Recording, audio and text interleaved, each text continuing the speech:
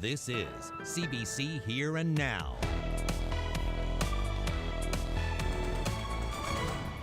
Fishing boats from all over the region, from pretty well every community. And I think anybody has a boat that can get there are out there. 3 fishermen from St. Lawrence are dead. Another still missing. The search continues tonight on the South Coast. Welcome to Here and Now. It's our top story tonight. The community of St. Lawrence on the Burin Peninsula is reeling from the loss of 3 fishermen, all from the same family. This as rescue crews continue searching for a 4th man. Here and Now's Anthony Germain joins us live in St. Lawrence. So Anthony, what more can you tell us? Well, Carol, as you put it, shock here, of course. A crew left late Sunday night at around midnight. They were supposed to come back at around 8 o'clock Monday night. That didn't happen. And the sad story really unfolded here at 4 o'clock this morning with the discovery of a first body. And then between 11 and noon, 2 other bodies were found. And as you mentioned, they're still searching for a 4th individual and people still hoping for the best, but certainly quite a shock here in St. Lawrence. And the mayor, Paul Pike, joins me now. So, Mr. Pike, what can you tell us about what has happened here? Well, actually, we have a tragedy in our town where we have 4 fishermen who went fishing on Sunday night, as you indicated, and haven't returned. And it's total devastation in the town with regards to how people are feeling emotionally about this. These fishermen were very well known. 2 of those fishermen were in our volunteer fire department, great community volunteers, and as well, they were family men. They were people who you could see in the community with their children and with their families participating in the various things that went on in the town. And you knew them personally? I knew them personally. I 3 of the individuals, 3 of the fishermen, attended St. Lawrence Central High, was called in, where I was school principal, so I knew them quite well.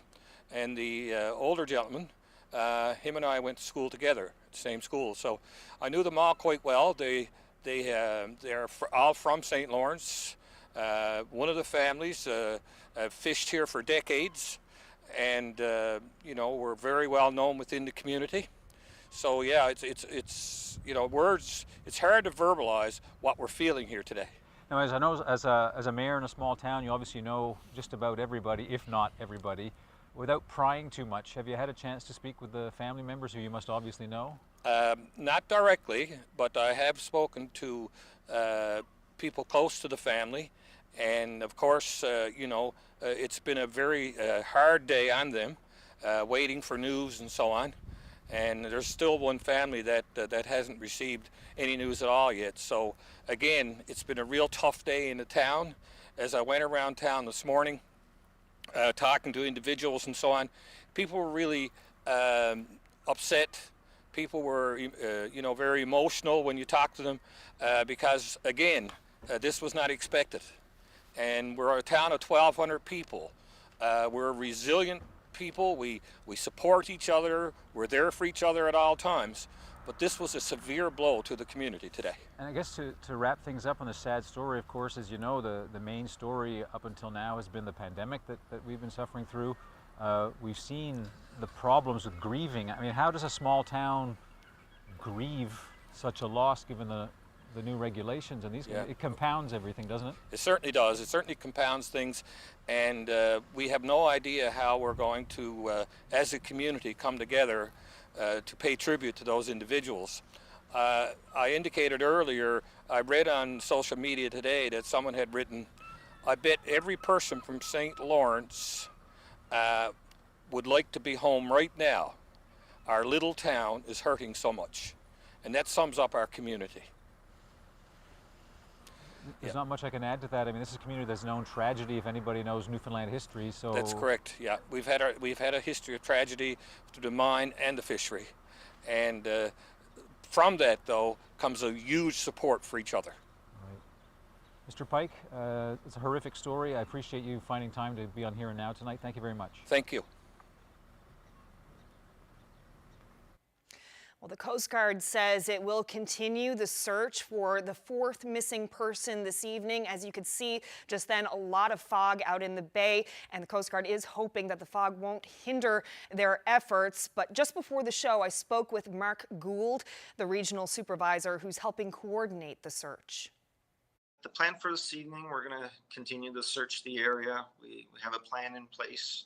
We're using software to map the drift. We have buoys in place that measure current, and we've designed our search plan with those things in mind. Some of our marine assets that we've had on scene for the last 24 hours by tonight will be needing to go in and refuel and rest. But we're going to keep searching with everything that we have available until we've exhausted all means that we have. Considering how long it's been since the time the vessel went missing, is there still any hope that this person may be found alive? It's a pretty serious situation right now. We're not giving it up, but the truth is this is not a good situation for anybody right now, and it's a really bad feeling for us to be dealing with this, and the families are just in our hearts with everybody involved with this case in the MRSC at the scene. We all know how important this is to those family members, and we're doing everything we can.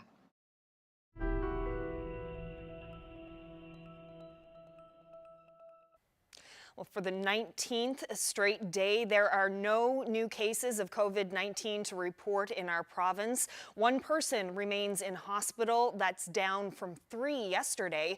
It's the first time since March 28th that no one has been in intensive care because of the illness. Health officials are scaling back on daily briefings. They'll now happen 3 times a week on Mondays, Wednesdays, and Fridays. Now, St. John's is giving residents the go-ahead to stop and sit in municipal parks, in some areas at least. The Loop at Bannerman Park is open again, but limited to 15 people at a time. Picnic areas, playgrounds, swimming pools, and skate parks remain closed. Team sports are still not allowed, but city-owned tennis courts should be set up and ready for Friday.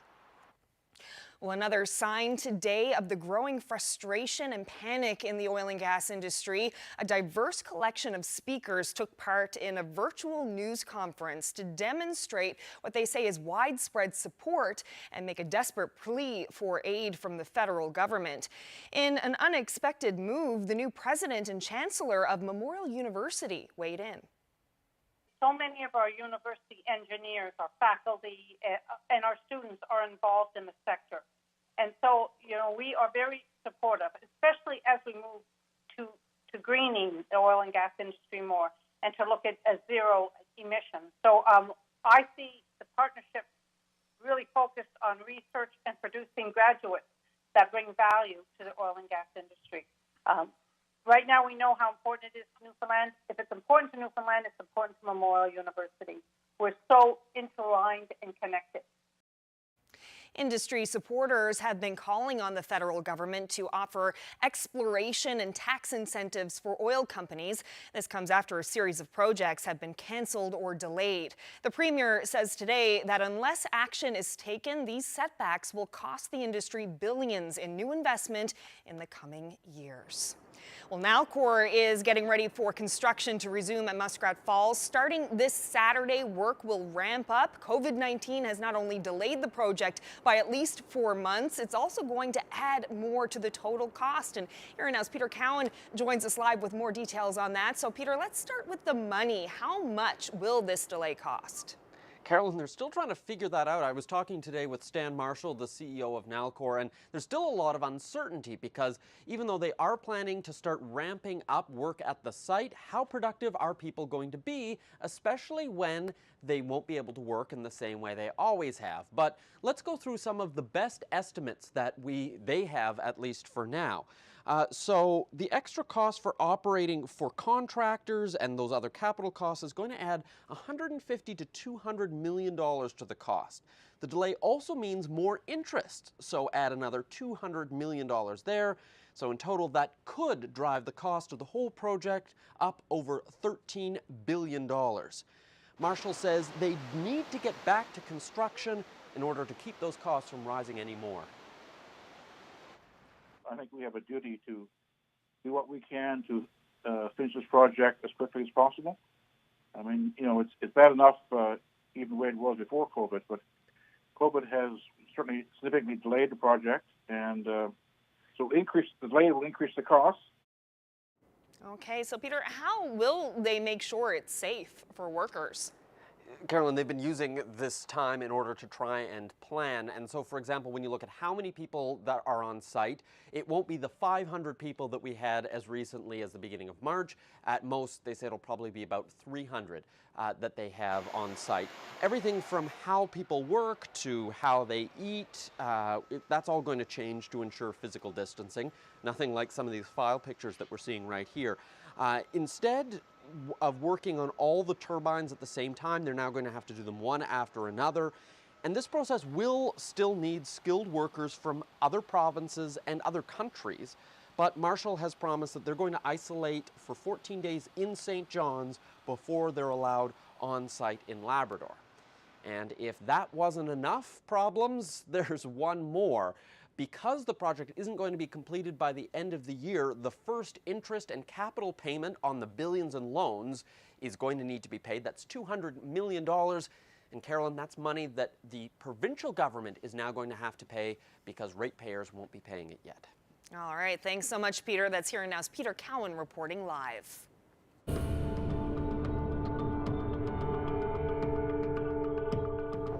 A St. John's woman says she's been given a lesson in patience. As part of our series, Stopping Domestic Violence, Shireen Day is sharing her story. She says the policing and judicial systems are failing women like her. So as Here and Now's Ariana Kelland reports, Day has decided to create the resource center she never had. May 12th last year, Mother's Day, I was here with my youngest and I had a knock on the door. And it was a police officer telling me that they found him watching my house up at the end of the street. Shireen Day and Les Miller were together on and off for 3 years. In January 2019, she went to police. He's been charged with 2 counts of assault and criminal harassment. Miller has pleaded not guilty and is going to trial, but that's been delayed because of the pandemic. It's very frustrating. It really teaches you patience. Going to police set off a lengthy, confusing process for this single mom of 2. Day says navigating the judicial and policing systems is no easy feat. Everybody's overworked. There's so many cases. They don't have time to sit down and speak with you. For me, I need to understand, okay, when I make a charge, what happens next? What are the things that I should be expecting? There is no one place you can go to in this system that would provide you that whole holistic view of it. There's nothing. In the spring of 2019, Day noticed a post from a woman whose ex-boyfriend was wanted in Ontario for allegedly abusing her. Kevin Evans would later be arrested and charged. He's awaiting trial but has already been convicted of assaulting 2 former girlfriends. The 2 women connected and now run a Facebook page dedicated to what Day was looking for: help. We wanted to create a safe space for women here in Newfoundland to talk about their experiences, to share their stories, and also we wanted to create an environment where we could actually help each other through cases, what you do when you testify, who do you speak with, what are your rights, what you can and cannot do. There are hundreds of members. They plan on attending each other's court hearings so no one has to walk in alone. That's the positive of social media. But Day has seen the way the online era can breed more domestic violence too. Women unknowingly dating men who are on online apps the same time as they're on the court docket. Have you seen examples of that as well? Many times. But most of these women don't know. Most of these women have no clue that this person is up on charges or they've been previously convicted of domestic violence. They have no clue. Day says it's a time of reckoning, women mourning women. And Day says she feels their support as she continues her journey through the court system.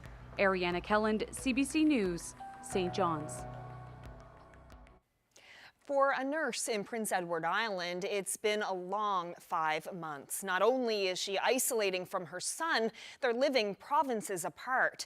During the COVID crisis, her 8-year-old has been staying with his grandparents in Corner Brook.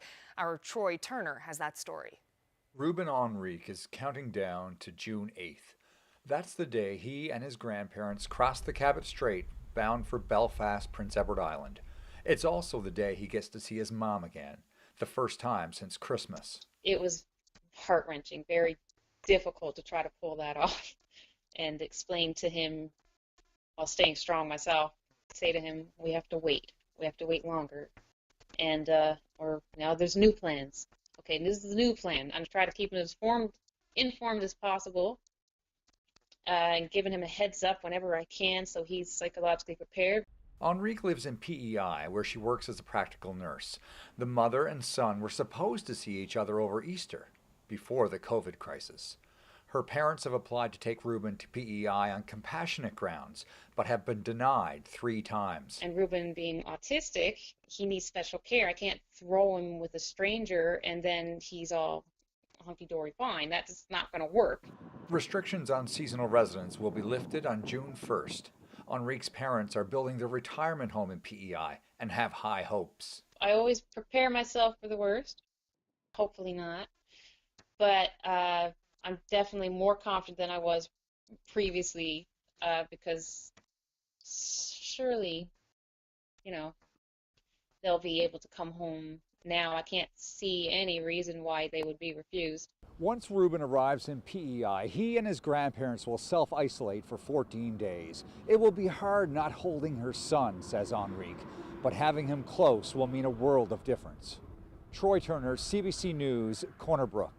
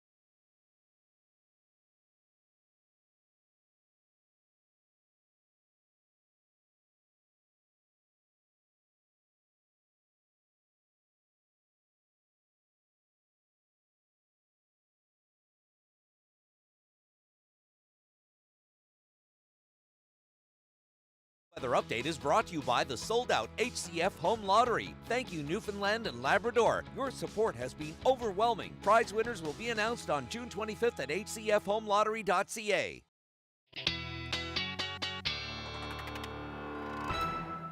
I wanted to be outside again today, but the winds are so strong this afternoon that I can't even enjoy these warm temperatures. Or if you do, you have to be under a blanket. Let's take a look at where we were sitting as far as those gusts go today. Strongest gusts were in St. John's, recording 69 kilometer per hour gusts at one point this afternoon. We're seeing those winds continue as well. And then a number of areas seeing anywhere from 30 to as much as 70 kilometers per hour. And like I said, we're generally going to see these brisk winds continue as we head through the overnight tonight. Again, those temperatures much warmer again today, only a degree cooler than what it was yesterday, but with those winds making it feel significantly cooler. We've got a number of areas in those teens, and along the south in those onshore winds, your temperatures barely reaching the mid-single digits. And another warm day in Happy Valley, Goose Bay, sitting at the 20-degree mark. So good news is we're going to stay in this southerly pattern, or at least southerly component, over the next few days. And it looks like we're going to stick into it really in through the weekend. Eventually, we're going to start to see some colder air dip a little bit further south for the beginning in the middle of next week as well. So until then, the only thing that's going to play a role in our temperatures is whether we're seeing onshore winds or not. So that's certainly good news there. But as we head through the overnight tonight, this cold front is going to sweep south and bring along with it the potential for some showers tonight. And eventually in behind that cold front, which you can see, if I just go a little bit further, you can see that northerly component wind up through the northern peninsula. So once we see that wind shift, things should clear and the winds will actually ease. And that'll eventually happen through the first half of the morning down along the southern areas and the Avalon, leaving what looks like will be a beautiful day. But because we're going to see those onshore winds, temperatures are going to dip through the morning, and eventually into the afternoon we'll see that return of some cloud cover and showers for Labrador. Here's where you'll be sitting in the morning along the northeast. Note those temperatures in the teens, but they will drop down to the single digits as you head into the afternoon hours. Because of that onshore wind, it's allowing those temperatures for the west and south coast to rebound quite nicely back up into the teens. And then another lovely day up through Labrador. Nain, you're going to sit around 8 degrees tomorrow afternoon, but temperatures will dip into Thursday. You're going to see a high near 3 degrees with the return of that potential for some flurries. Otherwise, warmer air, which will actually be a little bit humid as well on Thursday, anywhere from 18 to as much as 21 degrees through areas of central. Over the next couple of days, looks like we'll finally reach the 20-degree mark in St. John's and eastern Newfoundland by the time Friday rolls around, and should stay very close to that as we head through the weekend, but unsettled. It looks like we're still going to see the potential for a few showers. Won't be a washout, but the chance of a few showers. And then for western and central Newfoundland, significantly warmer on Friday into the mid-teens. Again, feeling humid as well, so it'll feel a couple degrees warmer than that. The weekend at this point looking a little rainy for you. And then for western Labrador, those temperatures will dip into Saturday and Sunday, back with the potential for some flurries on Sunday for you in Lab West, but eastern Labrador, you should hover around the teens through the day. Want to share this great shot of the sunset at Bubble Pond. Thank you to Holly for sending that in. If you have any weather photos to share with us, send them to nlphotos@cbc.ca. Gorgeous. Well, bike sales are up across the province. Here in St. John's, there's a wait list to get your bike tuned up and road ready. So 2 teens are taking advantage of this new business opportunity. They've taken over the family garage. Here Now's Jeremy Eaton spoke with a few local shops. Everybody needs this. Nobody can get in the bike shops. You know, they're backed up for weeks and weeks. So we decided to open up a repair shop. The thing about what we're doing is I think it's possible because of the pandemic, if that makes any sense, because so many people are looking to, you know, get outside and ride their bikes and all this free time that they have. It's an activity that you can do while you're social distancing. It's been amazing. We've had an overwhelming number of requests, but we're keeping up, you know? I've been working, you know, 10 hours a day. It actually provided us with an opportunity where normally you'd think that an opportunity would be harder to come by. I was actually thinking, maybe I won't have a job this summer, but I was able to make one. At first we were cautious and wondering what was going on. It was fairly quiet, but now people seem to have some time on their hands, and they're thinking about their staycation at home in Newfoundland and what they're going to do and how they're going to spend their free time, and they're reaching out, they're contacting us. We're managing to keep up with the demand. Right now we're working at about 8 days, 10 days. That fluctuates. People are starting to get out on their bikes and bringing in all shapes and styles. We've been on a pretty good trajectory for bike sales over the last 3 years. There's been a lot of infrastructure work being done for off-road cycling, snow biking. So we've been on a pretty good trajectory, but this year just ramped up significantly, and I think it has a lot to do with people just wanting to be outside. So we offered a service where we could go drop off a bike you might have saw on our website or something like that, test ride it for the day. If you wanted it, just pay for it, or if you didn't, we'd just come back and get it. No big deal. And it was pretty good, but we ran out of kids' bikes. People do want to come out and bike. It's a great opportunity now because of COVID to get out and bike around. It's a safe way to get out of the house and keep your mind busy.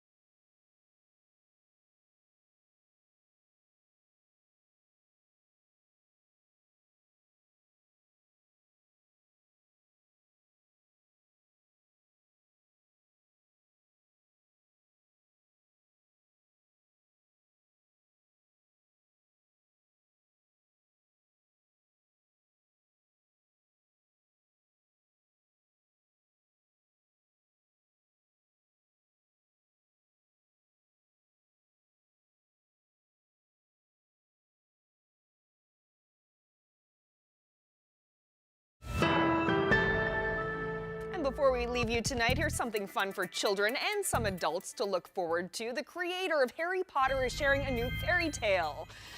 Yes, J.K. Rowling surprised fans today with the first 2 chapters of The Ichabod. Rowling says she wrote it for her own children years ago and wants to share it with kids who are stuck at home during the pandemic. She's releasing it in daily installments online.